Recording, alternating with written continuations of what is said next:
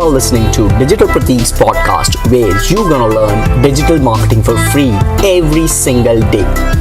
Please do give me a review if you find something interesting over here. Please do give me a review because I'll keep on learning every single day something new. I'll keep on applying that something new which I have learned in my life, and I'll keep on sharing that something new which I have learned and applied, and maybe I got some awesome results. Welcome to this another episode of Digital Marketing Podcast, where Digital Pratik is gonna discuss exactly about podcast marketing and should it be your next great marketing channel or not.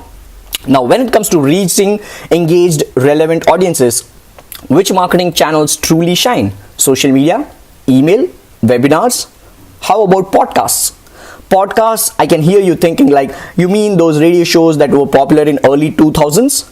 Sure. Podcasts may have hit critical mass thanks to Apple iTunes and the iPod back in 2004, but new research is showing that small businesses and brands alike are taking another look at the podcast as a formidable marketing tool. Now, why am I doing podcast?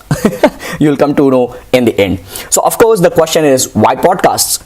And why has this technology suddenly reignited? Let's take a closer look.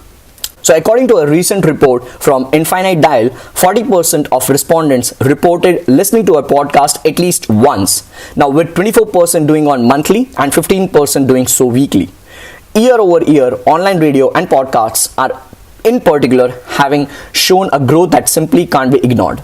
What's more, according to a separate study from Triton Digital and Edison Research, Americans tuning into podcasts on a weekly basis has almost doubled since 2013. Listeners are more receptive to products and services. People are tuning in, and so are advertisers.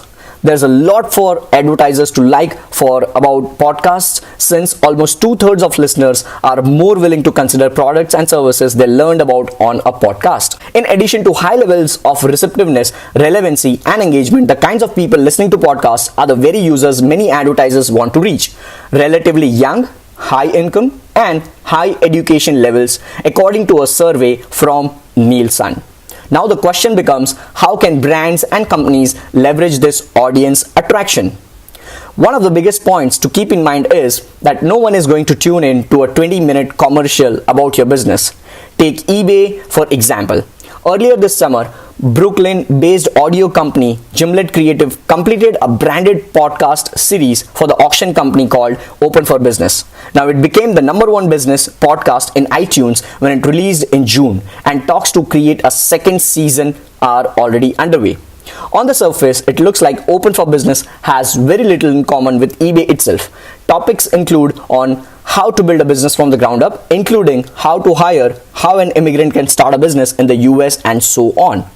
The series was a hit, generating an average rating of 4.5 on iTunes and hitting 200% of its download goal.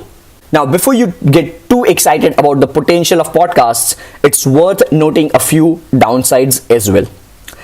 Currently, the best way to measure how much reach a podcast has is the number of downloads and the number of subscribers to a given channel.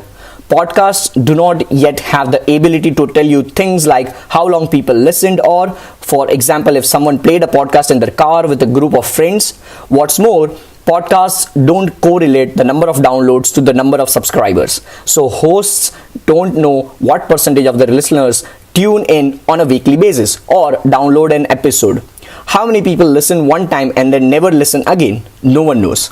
Even Apple's podcast app doesn't provide statistics or analytics that show what kind of reach the podcast has.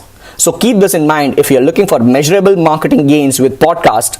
The information you get is fairly shallow compared to the deep, insightful analytics you get with other marketing channels like Facebook marketing, social media marketing, blah, blah, blah.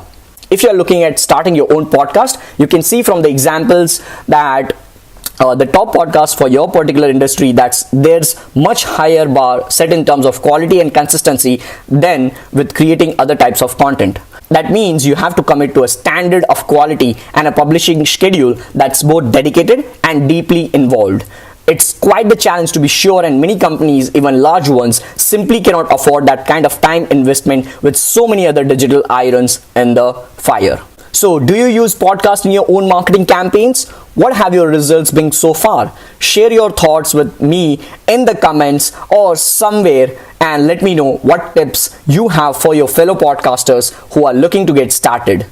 I can't wait to hear from you and I look forward to see you in the next one. Till then, take care, bye-bye, and as always guys, stay awesome, God bless, and subscribe. Hey, wait.